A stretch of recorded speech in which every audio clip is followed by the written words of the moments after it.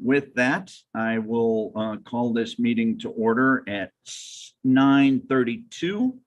And Jessica, are you going to do roll, or Alicia, are you doing roll for us? I'm doing roll call, President. Okay, please. All right, Member Burton. Member Cantonese. Here. Member Clark. Here. Member Clay. Member Hagerman. Here. Member Haley.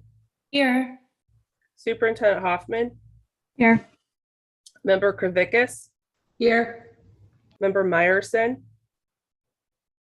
Dr. Robbins. President Kaur. Here. You have a quorum, sir. Thank you so much. And just as a reminder, when we are taking any vote, be sure to unmute and keep your camera on, as that's been the guidance we've been given. So today's special meeting is a single item. The public comments that were received in written form only for this particular meeting have been posted for us to take a look at. And our single agenda item today is the presentation, discussion, and possible action to approve performance levels for the statewide assessment. We will receive a briefing, a report, a presentation right now from Associate Superintendent Koenig, and then we will move into executive session. I think we have a separate link. You should have a separate link for us to move into executive session where the confidential nature of the performance levels can be discussed with confidence. Is there anything I'm missing so far, Alicia, before I turn it over to Associate Superintendent Koenig?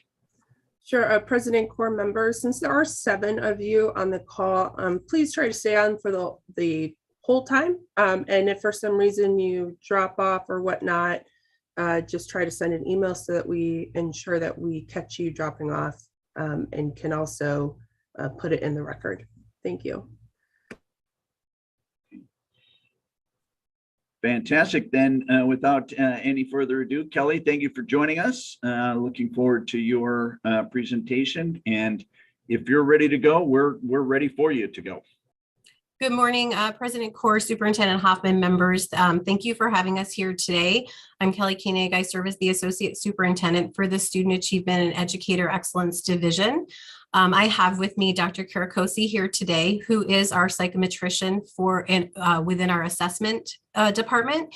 You've met Audra Amata a few times already, and Audra is out of town with her family this week. And so Dr. Karakosi and I are here to hopefully answer any of the questions you have related to the standard setting process, as well as the cuts that the committee recommended.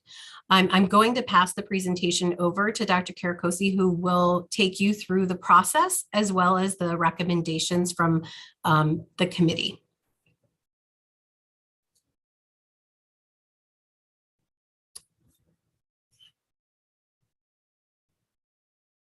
Anju? Yes. Oh, there you are. Okay. I couldn't find you on the Hollywood Squares. I apologize. Good morning, President Kaur, Superintendent Hoffman. I'm here to talk to you today briefly about the standard setting method that we used for ACSI, our science assessment, and ACT. I'm hoping you can all hear me. I can't tell looking at the screen. Thank you. Thank you. So Jessica, if we can get the screen going. So standard setting, I think you saw this slide when Audra presented. It is just a process where we establish cut scores, and the cut score is the minimum level for each of the performance levels. And I'll talk a little bit more in detail in the coming slides. It's a process where we have committees come together and establish those thresholds for each of the performance levels. There are multiple methods for doing standard setting. We did a method called the Extended Modified Enghoff method for ACSI, and we did an empirical standard setting for ACT.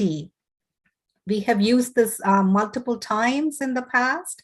We have used it for our state test, AASA, MSAA, which is our alternate assessments. And we had set cut scores for the menu of assessments for ACT and SAT in prior years using the same method.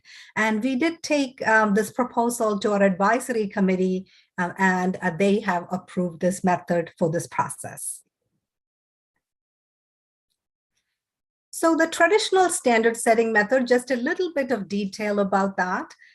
What we did for the modified Angoff method for ACSI is what teachers come together and they look at the probability of students getting an item right for each of the performance levels. So that's how they set the standards. So for ACSI, since it's a state test aligned to our state standards, that is how each of the cuts are met. ACT, however, is the national test, so we had to use a different method for that. So an empirical approach, which is what everybody has used in the past, we have used that. And what it looks at is the probability of success for first-year college courses. And each committee, we had multiple grade levels here and multiple committees for subjects. And I'll talk a little bit more about the makeup of the committee. They had to set levels for each of the 4 performance levels. The 4 performance levels listed on the slide are the ones that we use for our state tests. So we are using the same terminology to describe the 4 levels. Minimally proficient is the lowest level, partially proficient, proficient, and highly proficient. Proficient and highly proficient are considered passing. So as I mentioned, we had multiple committees by grade level. ACSI is a grade band test. So the test is given in grade 5, 8, and 11, but it covers content from multiple grades. We had teachers who are teachers of English language learners and special education students in the committee. Our committees were pretty big. We had all kinds of representation, and I'll talk more about that in the next slide. We invited about 32 participants and 23 of them attended. We had male and female representation. Of course, it was female heavy. We tried to get as much people as possible, but this is what we got. It's really hard to get teachers in the summer, but this is what we have. We did have racial ethnic representation as well. We have Hispanic, Asian, African-American, and white teachers in the room so that we have representation. We also looked at, to get some principals in there, some district administrators in there, some teachers in there. We also looked at whether if we have representation from our rural communities and urban communities. We had charter administrators and district administrators in the room while we did this.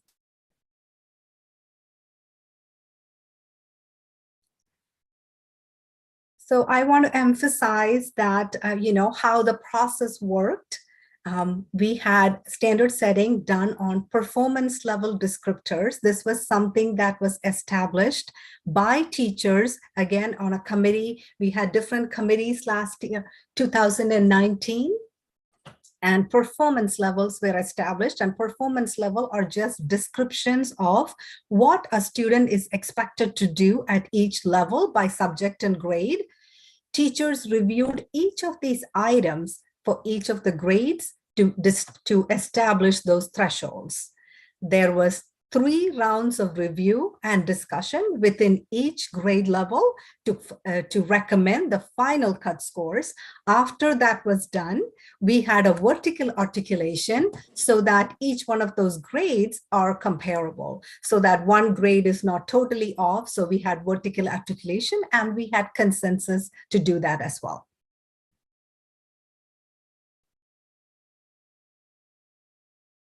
This is just a description of what a PLD is, performance level descriptors. It is what we had done, and we had put a lot of thought and effort into establishing those PLDs for science. And the teachers were given the copies of that with the standards to go through this process. And as I mentioned in the previous slides, cut scores are the lowest boundary for each of those performance levels.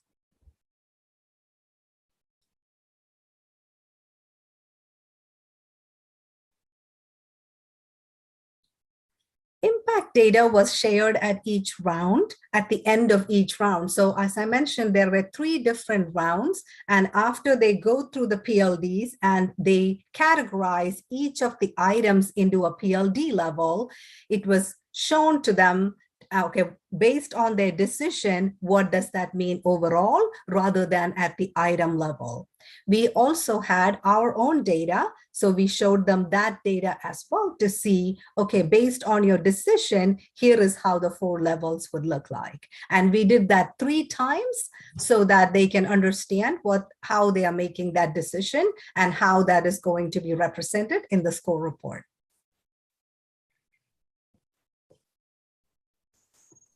So that was the method for ACSI. I have a few slides on ACT, as I mentioned, because it was a different method. Should I pause for questions here or at the end? Member Clay, can you mute your Zoom for us, please? Members, President Corr, Superintendent Hoffman, members, does anyone have any questions?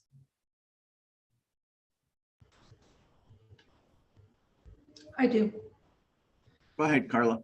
Anju, can you give us a sample of the performance level descriptors for ACSI? I've seen some in the past, but it's been a long time. And this test is different, as you've mentioned, that it covers numerous grade bands. I probably can pull that up on the webpage. I don't have a slide ready for that to give you an example. How would you like me to do that?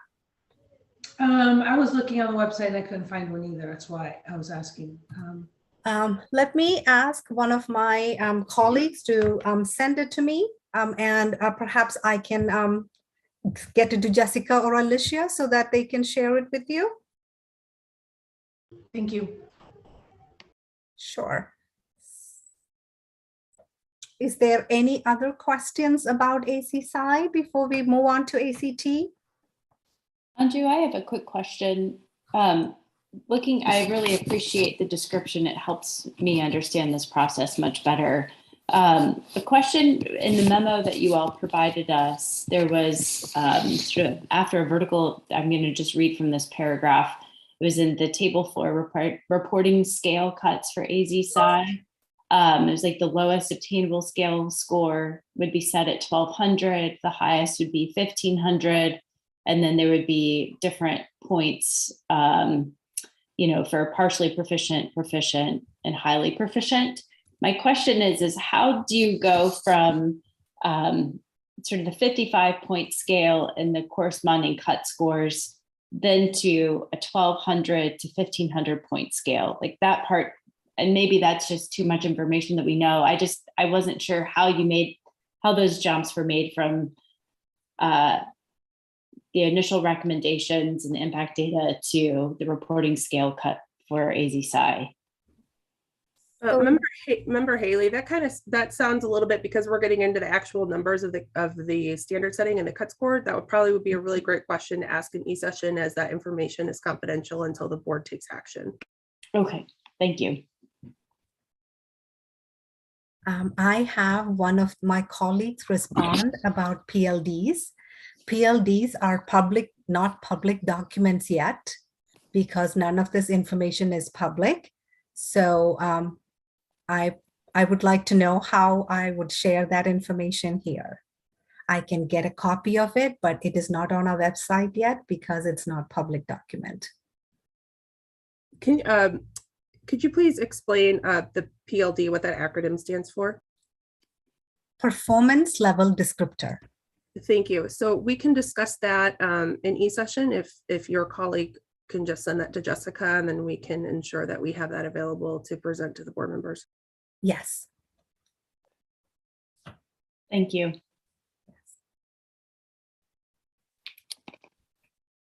Shall we proceed to ACT?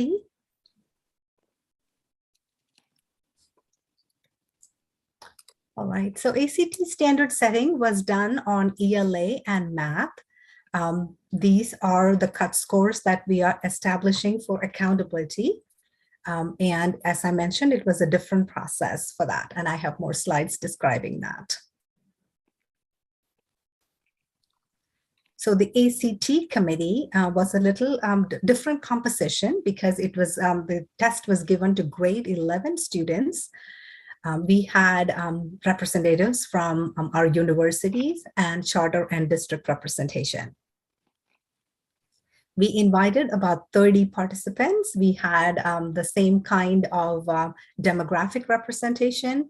We had 21 participants in the room, 3 male and 18 female participants. We had principals, we had district administrators, we had teachers, we had university and community college representation there. We had rural and urban districts, charter and unified districts, high school districts.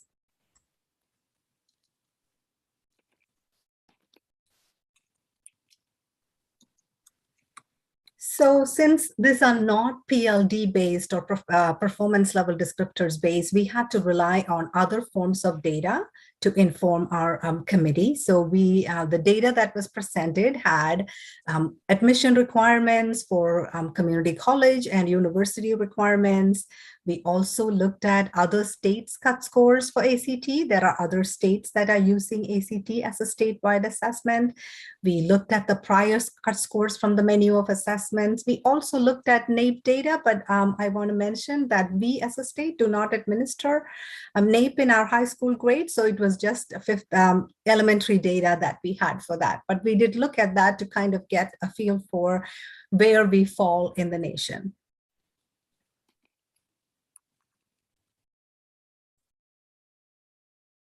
Unlike science, these recommendations were at the subject level because we had to set cut scores for ELA and math. Again, the 4 levels are the same as what we did for AC-SCIPE, as proficient and highly proficient is considered passing.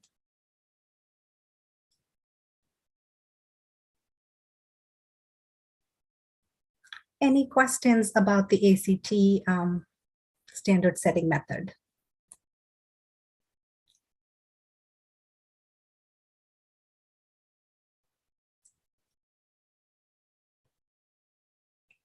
Anyone, any questions?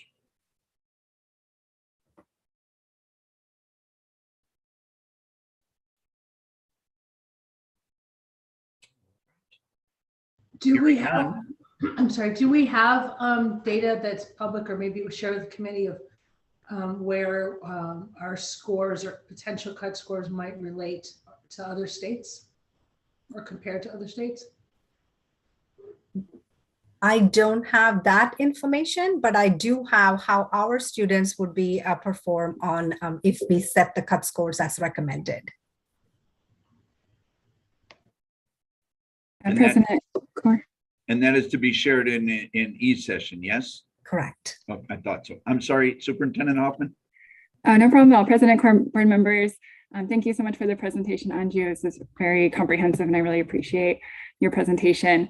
Could you just also clarify for us, I just want to make sure my understanding is correct, that the ACT and the cut scores that we're establishing, that those are used only for our Arizona accountability system, the school grades, and not for the what's used by the universities and the letters that are sent home to parents. Could you explain that piece a little bit more? Yes, thank you, Superintendent Hoffman. Yes, the cut scores are established only for the accountability system. This will not be part of any report that goes out. It is not part of anything that the parents see. It is just for the accountability unit to use it for A through F grades.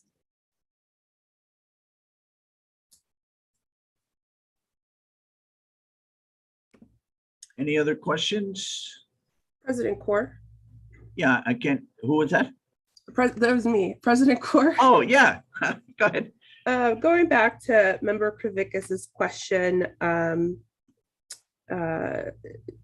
Kelly Koenig, correct me if I'm wrong in this, but I do believe that the standard setting process, the presentation we received in June, had some information in it pertaining to the groups that met to discuss the standard setting, utilizing some other states and their ACT scores to do the work, correct? We had not conducted the standard setting, so I'm not certain. I'm not positive of which groups you're referring to. ADEs, the teachers and what we just had presentations on. So that standard setting just occurred in July. So we would have, what Audra presented to members and to the board was the process that would be used in order to, and then what Dr. Karakosi has shared with you exactly who was able to participate based on those recommendations. I'm not sure if I'm answering your question though. Yes, you did, Kelly. Oh, okay. I'm sorry. I wasn't sure if that's what you meant. You're fine. So what we did, we preemptively tried to provide the board with additional information around what a standard setting is and the purpose of standard setting, knowing that you had some decisions to make in this special meeting in July. We wanted to ensure that you had maybe heard that information more than one time before making decisions. That was why you heard things in June, but we didn't have any data to share with you in June, only the process that would be used and who we had invited. And now Anju's giving you kind of that post-meeting update of how things landed after the standard settings have just occurred.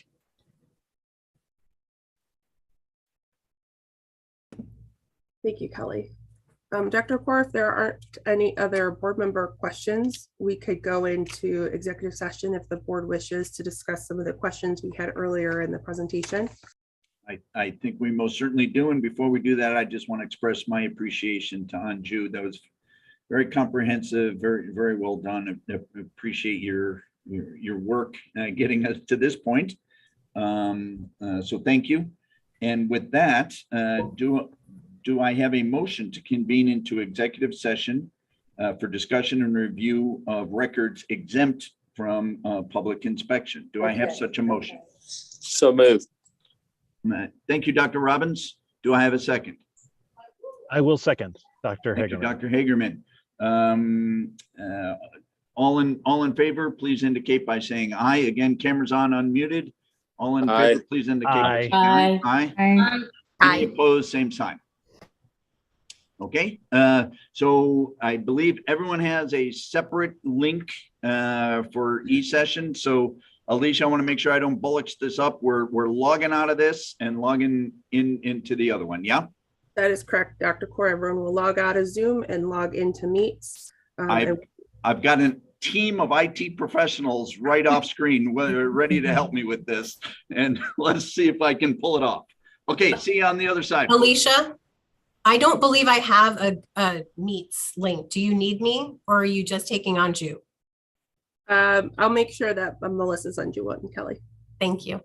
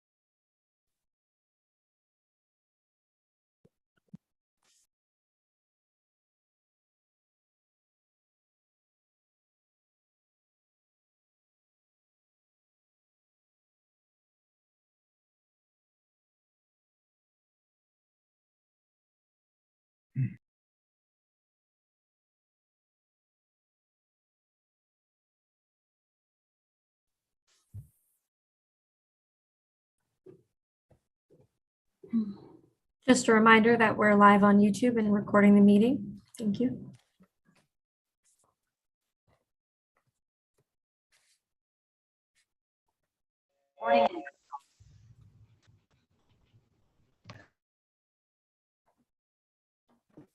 Anju, do you want to test your microphone? Can you hear me? Yes, thank you.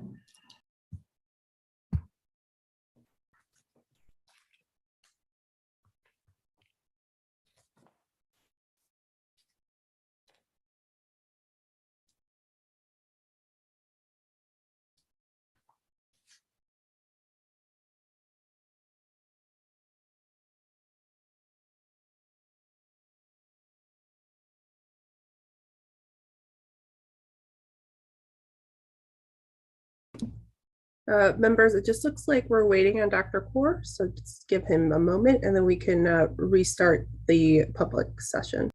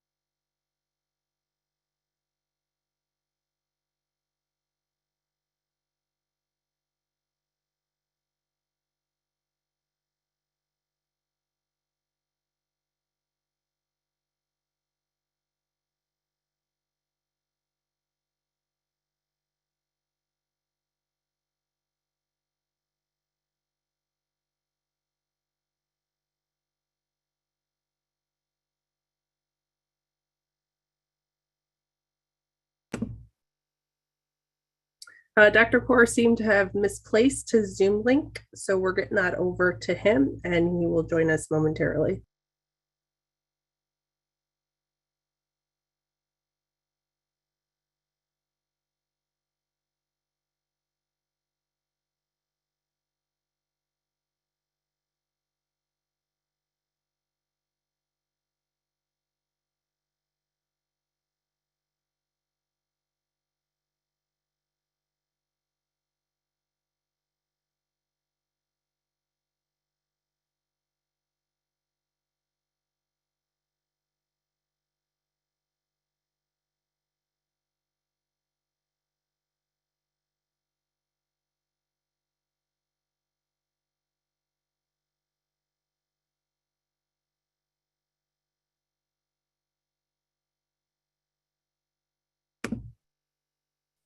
Catcher, can you walk over to Melissa's office and have her send that link to Dr. Kaur, please?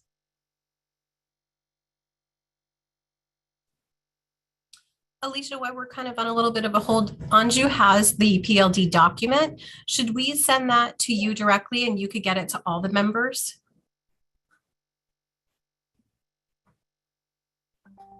Dr. Kaur's on. Kelly, let me answer that question. Speaking to Dr. Kaur. I'm gonna have Dr. Kaur answer that question is what I'm trying to say. What is the question? Dr. Kaur, we are back in regular session at 10:40. Thank you. a.m. If you recall from when we were in previous public session, there were some questions pertaining to the PLDs, which I still don't recall what they stand for, but anywho, we now have that. The descriptors that some of the members had asked for, those are confidential. So if members would like to discuss them today, we have to go back in e-session to discuss it. Otherwise, I can send a confidential email to the board members after the meeting. I would certainly prefer the latter unless a member felt strongly that he or she needed that information in order to cast their vote here. Does anyone feel that way, that they would need that to eyeball that before casting a vote? Okay, I'm seeing mostly head shaking no, and no one shaking yes. So I would prefer the latter. Well, let's go ahead and take the vote, and then you can in fact send that out in a confidential manner, Alicia, following the meeting. Yeah. So with that said, and I appreciate your patience as I wandered around cyber world for a while there.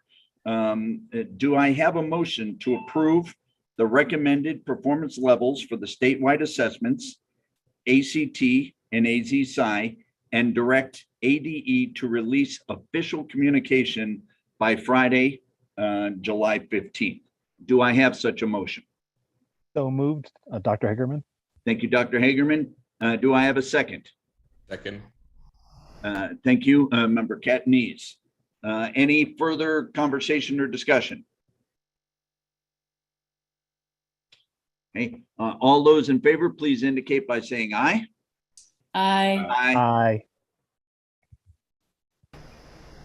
Aye. Carla, can we get a camera on you, Carla, if you'd like, please? Perfect. Thank you. All opposed, same sign. I just, Dr. Core, just want to clarify, Carla, I'm sorry, Member Kavickas, what was your vote? You're on mute, Member Kavickas. My vote is yes. May I explain my vote? Absolutely, please. Yeah, I vote yes. I just think, I totally appreciate the incredible amount of work that goes into this and the psychometrics and all the analysis. And I know most of the people involved in this, and I trust their judgments. I just think there's a broader conversation as the board moves forward. There's always controversy with assessment and accountability, and it's going to continue post-COVID. And I think this process just continues to always be eye-opening for me, that we send families conflicting signals. Kids can get A's and B's in classes, but then yet not do well on the test. And so I just think there's room here for reform as we move forward to kind of start aligning the signals that we give the community on what proficient means. Thank you, Member Kravickas. The motion passes. Alicia, any additional announcements or anything for the good of the order before I adjourn this meeting? I do not. Thank you for all the members and ADE staffers for joining us today and taking the time. Appreciate it. Yeah, a lot of great work. I also share my appreciation, appreciation of my colleagues taking time for a special meeting, and certainly look forward to seeing you all in August. So until then, I will adjourn this meeting at 10:44 and wish you all the best. Have a good week and safe travels for those of you traveling.